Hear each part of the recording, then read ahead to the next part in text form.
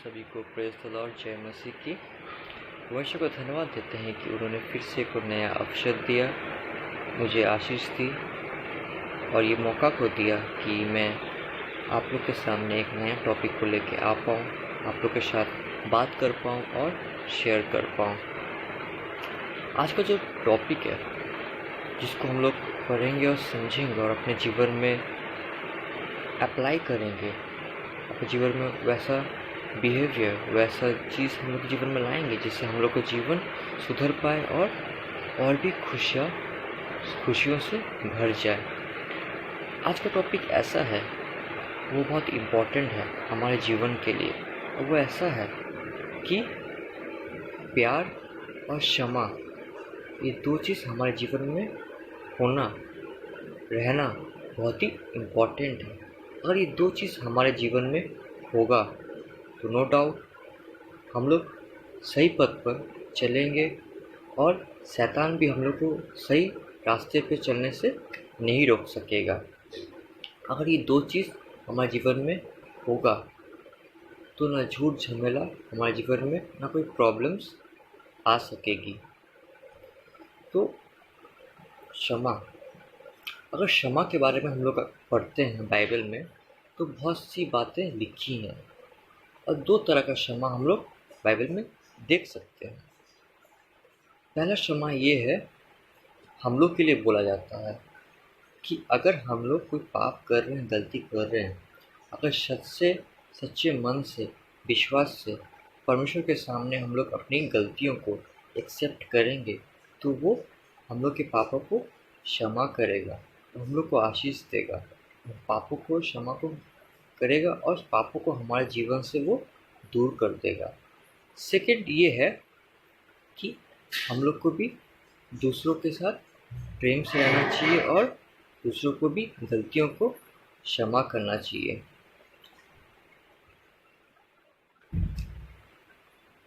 जो दूसरा जो टॉपिक है उसी को लेकर आज हम लोग बातचीत करेंगे कि कैसे हम लोग अपने अपराधियों को, दूसरे मनुष्य को जो हम लोग से बैड करता है, हम लोग से गलत करता है, गलत चीज़ें करता है, हम लोग को प्रॉब्लम्स में फेंकता है, उसको हम लोग कैसे बचाएं और उसको क्षमा कैसे करें।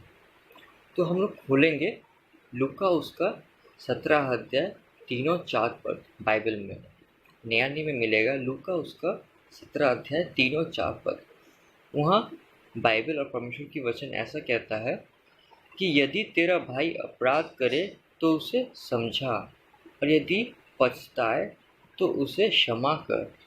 यदि दिन भर में वे 7 बार तेरा अपराध करे और 7 बार तेरे पास फिर आकर कहे कि मैं पछताता हूँ, तो उसे क्षमा कर। एग्जैक्टली, यहाँ पर तेरा भाई का मतलब हमारा खुद का भाई नहीं, सब के बारे में परमेश्वर यहाँ कहते हैं।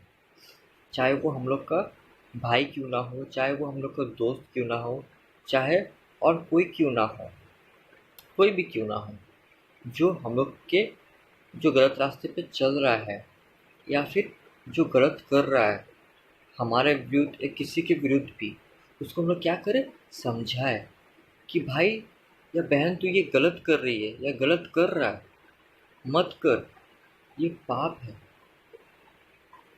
ये सिर्फ तेरा क्षति करेगा और कुछ नहीं करेगा। इससे अगर ये तू करेगा तो ये दूसरों को क्षति करेगा। ऐसे करके हम लोग को समझाए। अगर वो अपनी गलती समझता है और अपनी गलती का पछतावा आता है, उसको वो गलती मानता है, तो हम लोग क्या करें, उसको क्षमा कर दें। अगर वो फिर समझ के वो फिर से गलती करता है तो फिर हम लोग क्षमा करें। वो जितना बार गलती करे हम लोग समझाते रहे, उसको क्षमा करते रहे। इससे क्या, एक दिन वो अपनी गलती को समझेगा और सही रास्ते पे वो चलेगा। परमेश्वर भी जब इस पृथ्वी में आए थे, वो भी बहुत सारी गलतियाँ उनके दोस्त बोलिए, चेले बोलिए, कोई भी बोलिए, करते थे, उनके विरुद्ध, दूसरे के विरुद्ध करते थे। तो क्या उनको समझाते थे, फिर क्षमा भी करते थे। बहुत जन तो उनको बहुत गलत बात बोला है, मारा पीटा है, तभी वो क्षमा करते रहे और दूसरों से प्रेम करते रहे। तो ऐसा जीवन हमें और आपको भी बनाना पड़ेगा। अगर वो गलत करेगा और हम लोग भी गलत कर देंगे तो हम दोनों में डिफरेंस कुछ नहीं रहेगा। हमें अच्छा बनना है, हमें उसके पापों को क्षमा कर देना है।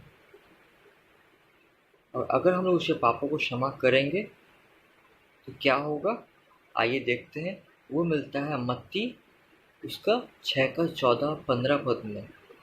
मत्ती 6 का 14-15 में वहाँ क्या लिखा हुआ है, वो परमेश्वर कहते हैं कि अगर हम लोग किसी और के पापों को क्षमा करते हैं तो परमेश्वर हमारे पापों को, हमारे गलतियों को भी क्षमा करेंगे। और अगर हम लोग क्षमा नहीं करते हैं, परमेश्वर हमारे पापों को भी क्षमा नहीं करेगा, गलती को भी क्षमा नहीं करेगा। तो हमें पापों को क्षमा करना है। क्यों? क्योंकि परमेश्वर भी हमसे बहुत प्यार करता है और हमारी गलतियों को, पापों को क्षमा करता है। वो क्षमा करता रहता है, करते रहता है जब तक हम लोग सुधर ना जाए।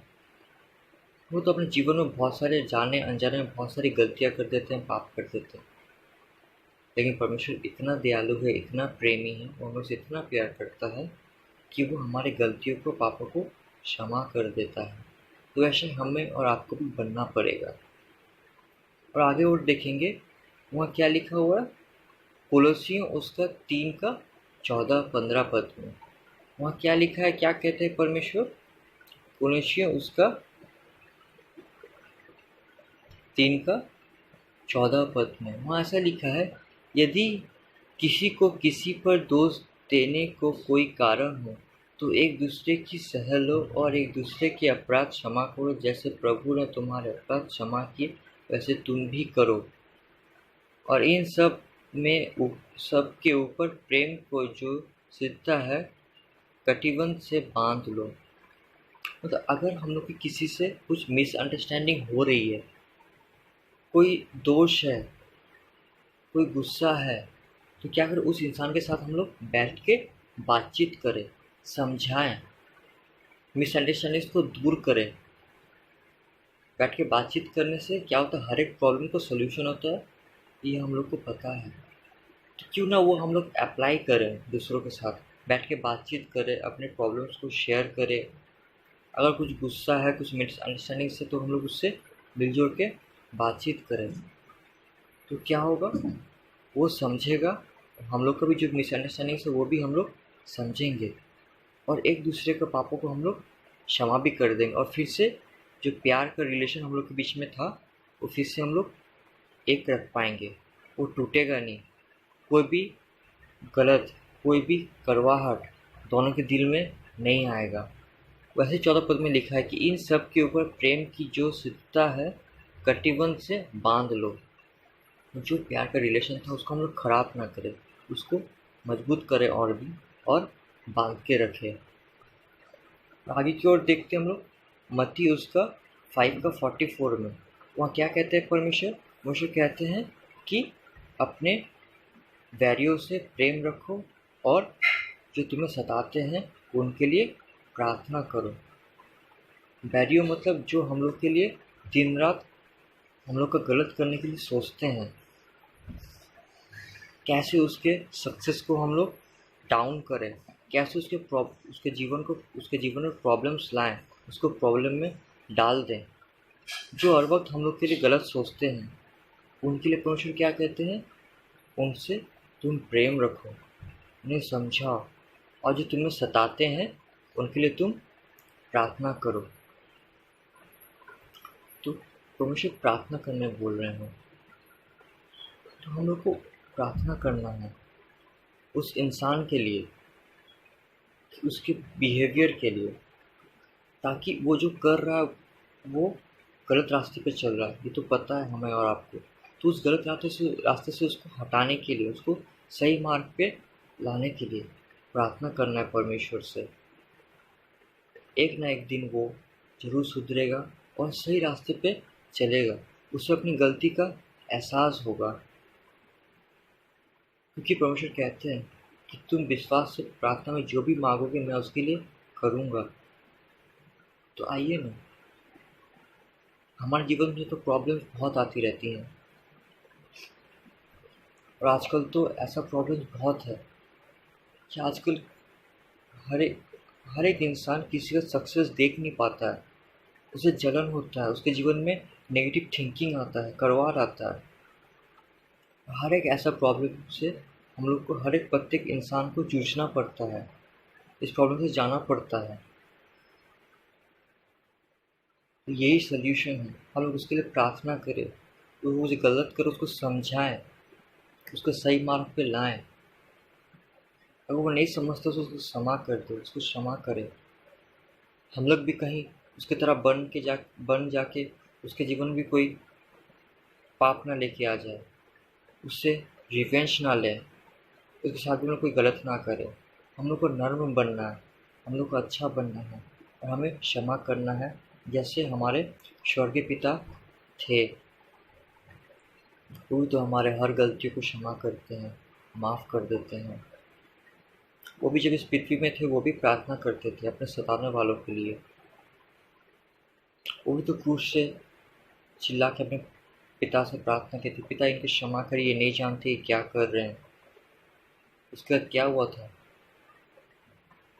सब लोग समझ गए थे कि वो गलत कर रहे हैं परमेश्वर के साथ, अपनी गलतियों को मान लिए थे।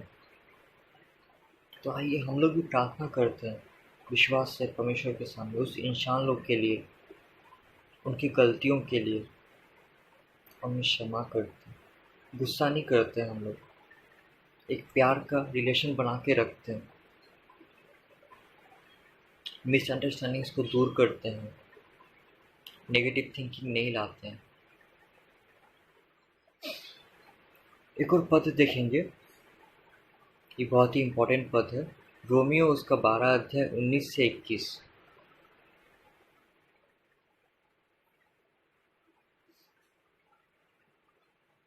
रोमियो उसका 12 अध्याय 19 से 21। यहाँ वो सब बिहेवियर लिखा है जो इंसान हम लोग के लिए गलत सोचता है, गलत करता है, उसके साथ ऐसा बिहेवियर करना है। नो डाउट अगर हम लोग उस इंसान के साथ अच्छा करेंगे तो वो क्या सुधर जाएगा, उसको अपनी गलती का एहसास होगा, और वो एक ना एक दिन वो भी अच्छा बन जाएगा। क्या लिखा है? हे प्रियो, अपना पलटा ना लेना, मतलब रिवेंज।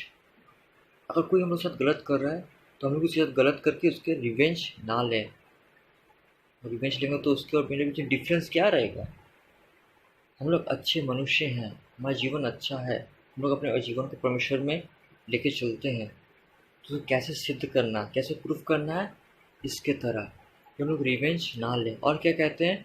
परंतु क्रोध को अवसर मत दो, क्रोध, एंगर, हम लोग गुस्सा ना करें, गुस्सा को भी अवसर, चांस, मौका ना दें, क्योंकि लिखा है पलटा लेना मेरा काम है, प्रभु कहता है मैं ही बदला लूँगा। हम उससे प्रेयर करते रहे, अपना गुस्सा और रिवेंज ना, हम उससे प्रेयर करते रहे। परमेश्वर का काम है रिवेंज लेना और उस इंसान को सुधारना। परंतु यदि तेरा बैरी भूखा हो तो उसे खाना खिला, यदि प्यासा है तो उसे पानी पिला।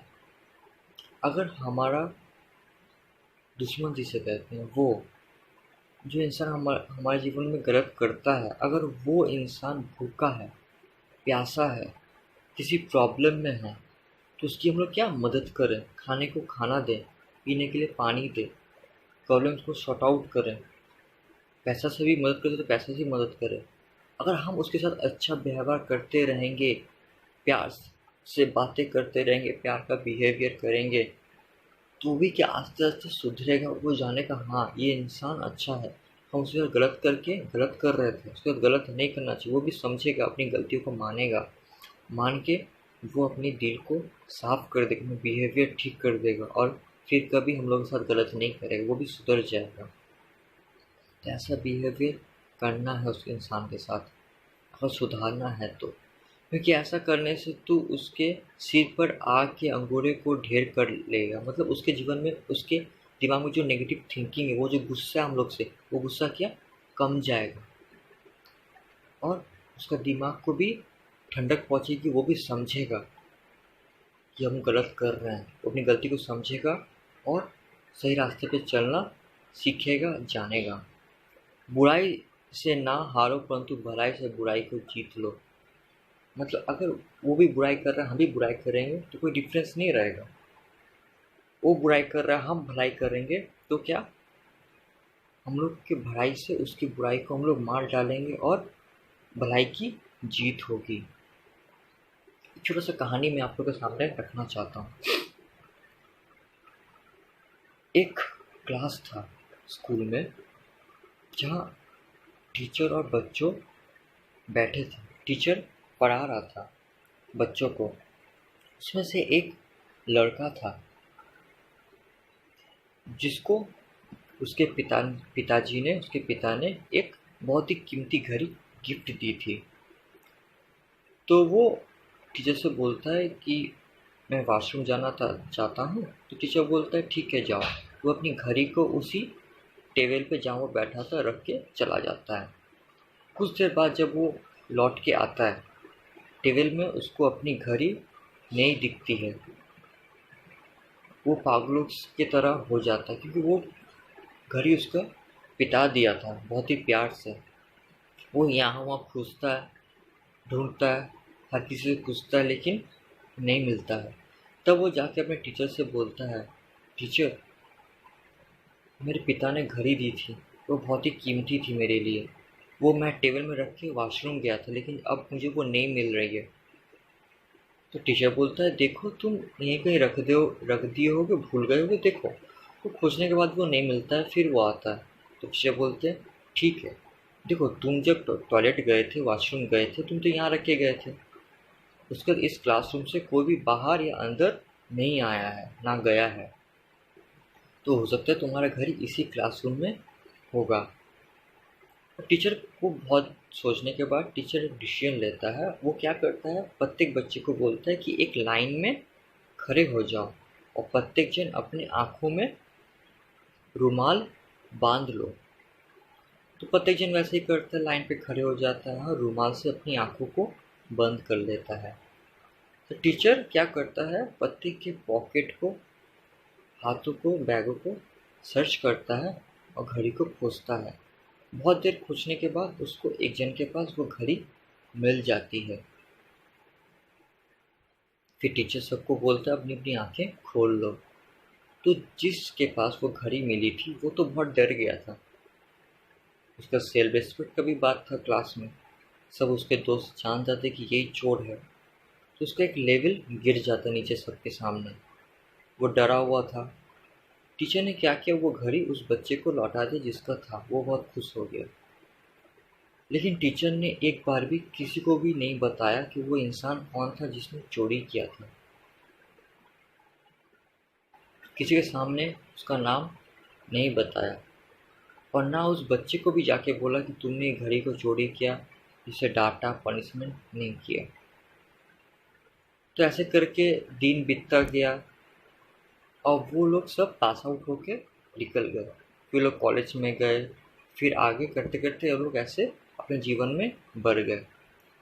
तो वो जो इंसान चोरी किया था वो अपने जीवन को क्या, अपनी गलतियों को माना और वो सुधर गया और एक सक्सेसफुल इंसान बना। बहुत दिनों के बाद स्कूल में रीयूनियन पार्टी था। तो वो लोग सब आए थे, उस क्लासमेट सब। तो वो इंसान भी आया था जो चोरी किया था। वो इंसान आया, उस टीचर से मिला। वो शर्म के मारे अपने आंखों को टीचर के साथ मिला नहीं पा रहा था। जैसे वो टीचर से मिला, गले मिल के वो रोने लगा। टीचर ने पूछा क्या हुआ बेटा। वो बोलता है टीचर आपने मेरा नाम बच्चे के सामने नहीं बोल के वो मुझे पर जो मैं एहसान किया वो मैं कभी नहीं भूलूंगा। उस गलती के बाद मैं अपने आप को सुधार लिया। टीचर ने बोला कौन सी गलती, कैसा नाम। फिर वो समझाता है कि टीचर याद है एक दिन क्लास में घड़ी चोरी हुई थी और आपने घड़ी मेरे पास से प्राप्त की थी, मैंने चोरी की थी वो घड़ी को। टीचर बोलते अच्छा वो तुम थे। तो वो बोलता है, आपको पता नहीं है वो मैं था, आपने तो मेरे पास से लिया था। टीचर बोलता है, जानते हो उस दिन मैं भी अपनी आँखों में वो पट्टी बांध लिया था, रुमाल बांध लिया था, मैंने भी किसी का चेहरा और नाम नहीं जानता था। वो बच्चा गले रख के और भी जोर जोर से रोने शुरू कर देता है। इससे हम लोग क्या समझते हैं, अगर किसी की गलतियों को हम लोग अगर पकड़ते हैं, जान लेते हैं, तो सबके सामने ढिंढोरा ना पीटे या सबके सामने किसी को गलती को एज़हार ना करें कि हर एक इंसान का अपना एक सेल्फ रिस्पेक्ट होता है। और किसी को गलती हम लोग जानते हैं तो उसे क्षमा कर दे तुरंत, और उसे सुधरने का एक मौका दे, एक चांस दे कि गलतियाँ हर ही किसी के पास से होती है, हर एक कोई गलती करता है, लेकिन हम लोग को क्षमा करना ज़रूरी है, उसे एक चांस देना ज़रूरी है, चाहे वो खुद को सुधार ले, समझ जाए। अगर नहीं सुधरता तो उसे समझाएं, जैसे बाइबल में लिखा है, समझाएं, बैठ के बातचीत करें, उसे क्षमा करें और उसके लिए प्रार्थना भी करें। इससे क्या वो इंसान अपनी गलती को समझेगा और एक दिन इस बच्चे की तरह इस इंसान के साथ अपने जीवन को भी सुधार लेगा वो, नो डाउट वो अच्छा बन जाएगा और अपना जीवन को सही मार्ग पे लेके जाएगा। ये बहुत ही इम्पोर्टेंट है, प्यार और क्षमा। अगर ये दो चीज़ हमारे जीवन में होता है, ये दो चीज़ हर एक इंसान के साथ हम लोग करते हैं, तो हर एक इंसान का जीवन हम लोग बदल पाएंगे, खुद का जीवन भी वो भी बदल पाएंगे, और हम लोग सही मार्ग पर चलेंगे और किसी और को भी सही मार्ग पर चलने का रास्ता दिखाएंगे। तो आइए हम लोग देखते हैं, अपने भीतर खोजते हैं उस गलतियों को, हम लोग क्या करते हैं क्या ना करते हैं, हम लोग क्या सबको क्षमा कर रहे हैं, सबसे प्रेम से व्यवहार कर रहे हैं।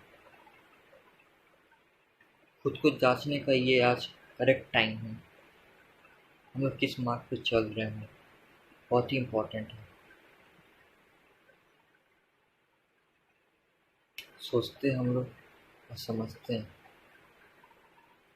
यही टॉपिक से हम लोग यही समझते हैं और क्या हम लोग परमेश्वर कहने करने को कह रहे हैं। आइए हम लोग डिसीजन लेते हैं अपने जीवन का। यही बोल के मैं अपने इस टॉपिक को यहीं ख़त्म करता हूँ। जय मसीह की। अच्छे रहिएगा, सुस्त रहिएगा और परमेश्वर में अपने जीवन को आगे बढ़ाइएगा। जय मसीह।